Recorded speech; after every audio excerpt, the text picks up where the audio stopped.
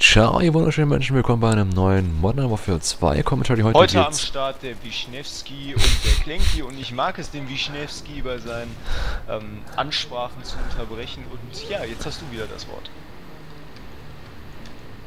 Hallo? Sprich. Ja, jetzt spricht er nicht mehr, das ist sehr freundlich, aber das ist ja egal. Umgekehrte Psychologie, ja? Wenn du mich unterbrichst, dann... Ja, hör mal auf mit deinem Psychologie-Scheiß, ihr seid alles irgendwie, weiß ich nicht, ihr seid alles Hexenmeister. Ihr könnt Leuten ins Gehirn gucken, das macht euch schon...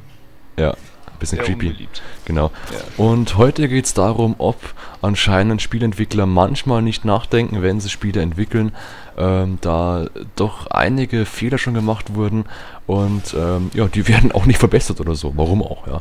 Und ich fange mal an mit einem Beispiel. Mein Beispiel, das ist folgendes: Medal of Honor Warfighter. Da gibt es das schöne Problem oder den schönen, ja, Ding, dass in dem Spiel immer der Voice-Chat aktiviert ist. Ja, immer. Man kann ihn nicht abschalten. Und wenn man ein Headset anhat, dann macht man da mit. Ob man jetzt atmet, bloß ob man jetzt Musik hört, dann hören die anderen auch, wenn es schlecht läuft. Und das ist unglaublich störend und scheiße dumm. Und der Entwickler sagte sich, ja, ich mache das jetzt, weil dann kann man die Spieler besser zum Zusammenspielen fordern oder zwingen wahrscheinlich. Es ist völliger Schmarrn. Niemand spricht die gleiche Sprache in dem Spiel. Niemand. Nicht mal zwei Menschen. Und dann findet man auch niemanden, der mit einem anderen spricht, weil der andere einem unsympathisch ist, den mag man nicht. Wenn ich mit Menschen sprechen will, taktisch, dann gehe ich ins Teamspeak oder irgendwo anders hin. Aber ich suche mir nicht neue, fremde Menschen, die ich nicht mag. Bah, Scheißding. Ja, jetzt kannst du eins vollbringen, ein Beispiel. Ja, ein Beispiel, was ich immer gerne bringe, ist der, dieser Community-Zusammenschluss zwischen Spieleherstellern und dämlichen scheiß Noob-Tubern. Leuten, die, ja, quasi etwas zum Spiel beitragen wollen, sagen wollen, was man besser machen kann und was nicht und wie das auch gerne mal gezielt überhört wird. Das verstehe ich nämlich nicht so ganz.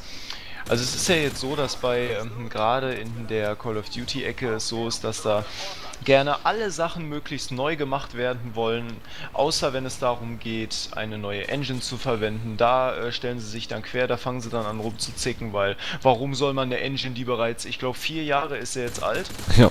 Kann das sein? Die bereits 4 Jahre alt ist, warum soll man die ändern? Warum? Ja. Bis jetzt geht's ja noch. Also wir könnten ja teilweise sowas machen wie Electronic Arts, aber warum denn? Ja, kostet ja 3,50. Könnte ja den Leuten Spaß machen und noch eine bessere Grafik bieten als vorher, aber ja. Naja. Egal, ja. Jedenfalls ist es so, dass ich dann teilweise nicht nachvollziehen kann. Es gibt so geile Maps in MW2 oder in COD 4 auch oder in Call of Duty 1 gab es auch so tolle Maps und da frage ich mich doch, warum muss man immer alle Maps neu machen? Es gibt jetzt Leute von euch, die sagen, boah, die Black Ops 2 Maps, ich weiß nicht, was du hast, das sind richtig tolle Maps, ich mag sie nicht so. Bei Black Ops 1 haben mir auch nicht viele Maps gefallen, die einzige Map, die mir immer da richtig gut gefallen ist, wo ich immer sage, die war super, das ist Summit. Aber das sind halt besondere Maps, die mir halt gefallen haben. Bei anderen Leuten sind das halt andere Maps. Was mich generell einfach stört, ist, warum schert sich der Entwickler einen Scheiß darum, was die Leute für Maps haben wollen. Ich meine, klar, bei MW3 haben sie Terminal mal reingepackt, so als alte Map. Und bei MW2 gab es das auch mal so als DLC. Aber ich verstehe nicht, warum man nicht von Anfang an so ein Spiel rausbringt, mit 1 oder 2 alten Karten. Ich meine, man muss ja jetzt nicht alles voll mit alten Karten machen, weil dann fangen die Leute an und sagen, ja, die haben ja alles kopiert, das ist kacke, weil dann hätten sie natürlich wieder das erreicht, was sie ja eigentlich nicht wollen, dass die Leute sagen, ja, das habt ihr scheiße gemacht. Aber auf der anderen Seite, wenn man zum Beispiel 1 oder 2 neue alte Karten reinmacht und den Rest alles neu macht, das ist doch was, wo man dann sagen kann, okay, das hat Wiedererkennungswert, es ist jedes COD, werden 2 andere Karten aus vorherigen CODs genommen, da wurde die Community zu befragt, da konnte man sich dann quasi, ja, selbst von überzeugen, haha, durch mein C4 gelaufen, da konnte man abstimmen, meinte ich. Ja. Also da wurde man dann quasi gefragt, es gab eine große Abstimmung, da konnte man was zu sagen und wenn die Karte es halt nicht geworden ist, dann hat man ja Pech gehabt, aber die anderen Leute, die halt kein Pech gehabt haben, die freuen sich dann eben. Ja.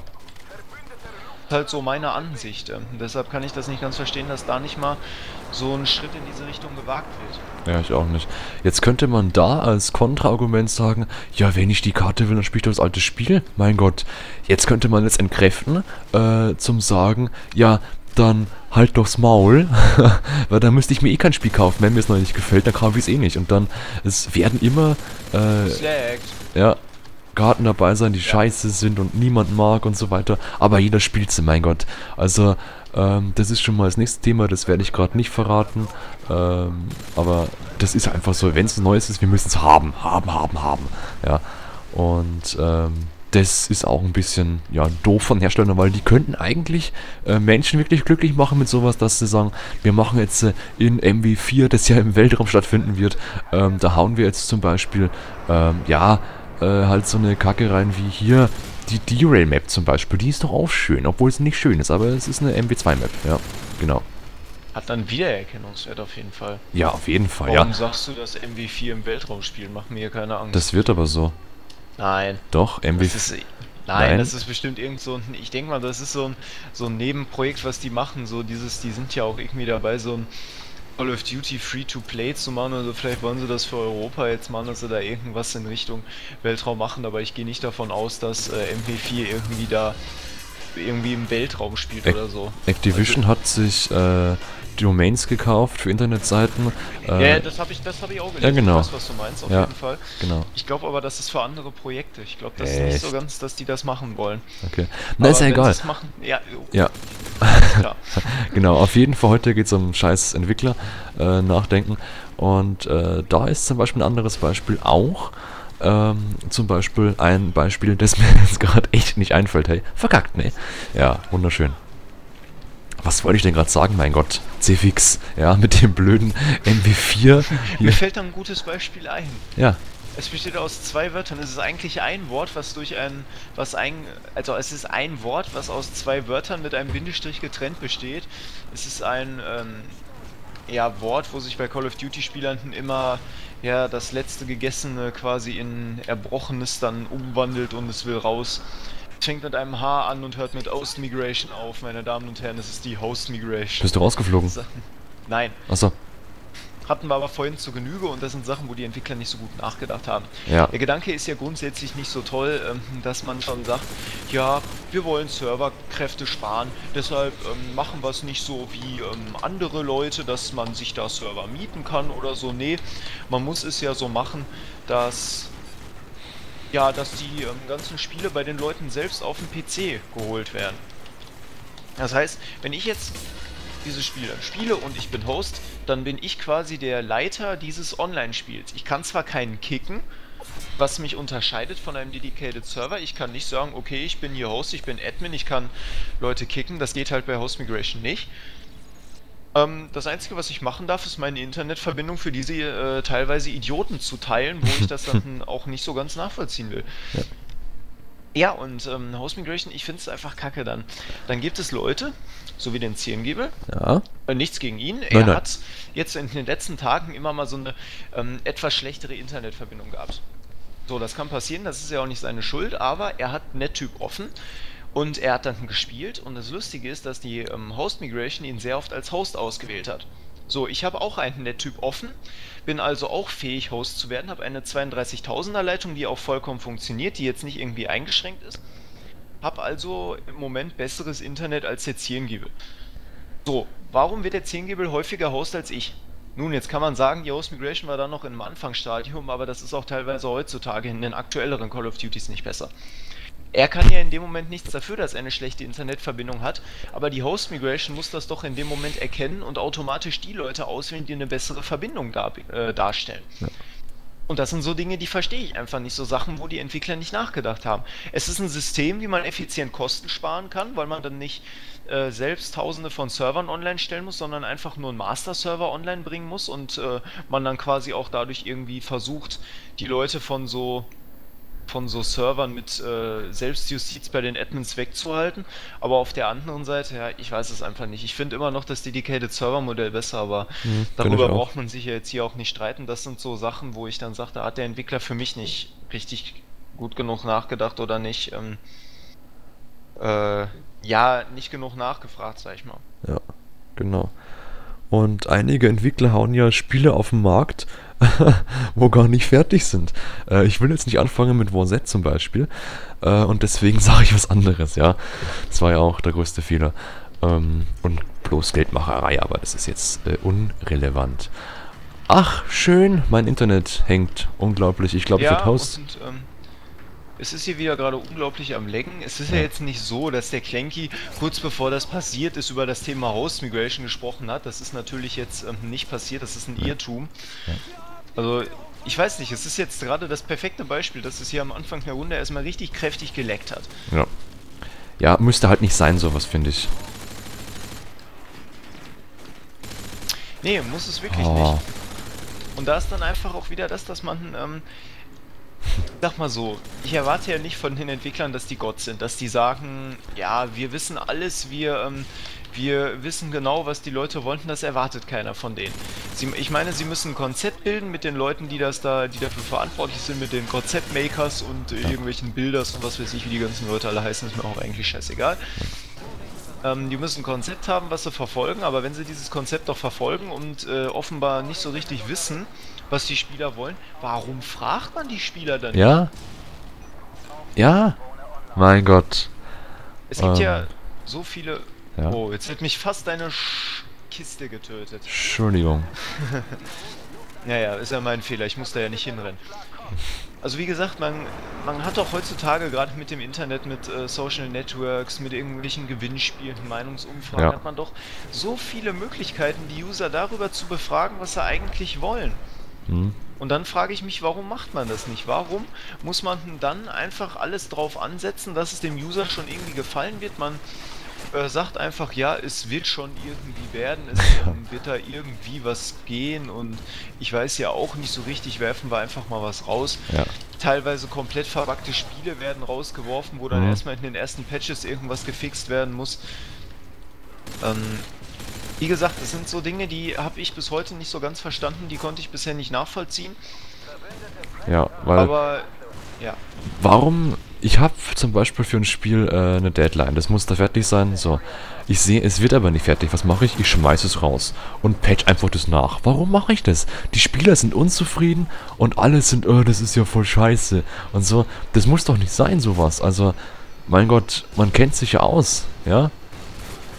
Wenn man ein Spiel rausbringt auf den Markt. Ist auch schon oft passiert, ja. Ja. Worauf du jetzt noch mal eingehen kannst, kannst, ist einfach die Tatsache, dass die Leute das ja auch nicht seit gestern machen. Ich meine, Infinity Ward, das ist ja jetzt nicht ein Name, den es schon seit gestern gibt, ne? Ja, gibt es schon seit vorgestern. Ja, es ist einfach, die Leute sind nicht erst seit gestern im Geschäft, die haben schon jahrelang damit Erfahrung, wie man sowas macht und scheinbar lernen sie daraus nicht. Ja. Ja, ich weiß auch. Vielleicht denken sie einfach, es ist uns scheißegal, wenn sie Fehler machen. Was soll's, die Leute kaufen es eh wieder, ja. Es ist ein COD, das wird gekauft. Egal was ist. Und so ist es ja auch. Ja, wie jeder kauft das neue COD, weil er hofft, es wird besser als das andere. Und dann wird es nicht. Ja, das Problem ist, dass ich immer noch glaube, dass Activision mit dieser Geschäftspolitik oder sagen wir mal mit der Geschäftspolitik der Hersteller, der Programmierer von diesem Spiel, von den... Warte mal, der Publisher ist der Herausbringer, der Entwickler, genau. Dass der, wenn die Entwickler damit so weitermachen, wieso wollen, ich weiß jetzt auch nicht, wie viel Einfluss da Activision drauf ausübt und wie das Ganze da funktioniert. Ja. Aber ich denke mal, dass mit der Geschäftspolitik eines Tages da das komplett vor die Wand gefahren wird. Dass dann Call of Duty rausgebracht wird, wo sich die Leute sagen, scheiß drauf. Ja. Und ich sag mal so, die Konkurrenz schläft nicht. Ja, und der größte Konkurrent ist nun mal... Einmal muss ich dich dann noch unterbrechen, da kannst du auch eigentlich mal drüber reden. Ja. Ich werfe dir jetzt einfach mal eine Phrase im Raum und du kannst das mal näher erläutern. Ja.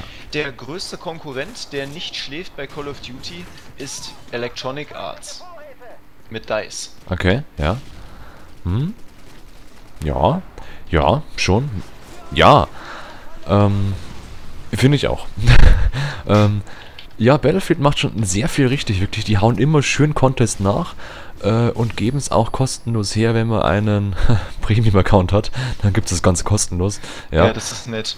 Ja, nee, aber ich finde es okay für den Preis von 30 €. Man bekommt jetzt Battlefield 3 Grundspiel und alle 5 Add-ons, wo kommen und alles mögliche für schon 35 €. Also es geht schon. Ich finde den Preis echt okay. Das gefällt mir einfach mehr. Es ist einfach mehr Content und so, ja. muss bei dem Premium-Dings aber auch von dem Startpreis ausgehen, weil das, was jetzt ist, ist natürlich reduzierter Preis. Battlefield 3, das ist jetzt, es geht jetzt Richtung Endgame zu, Ja, letztes DLC, ist natürlich klar, dass ja. das ein bisschen Die wollen günstiger ist. nochmal Also, Geld raushauen und dann ja, erwirtschaften daraus, ja. Aber ich finde schon, dass Battlefield 3 auf jeden Fall ein richtig großer Konkurrent ist von COD.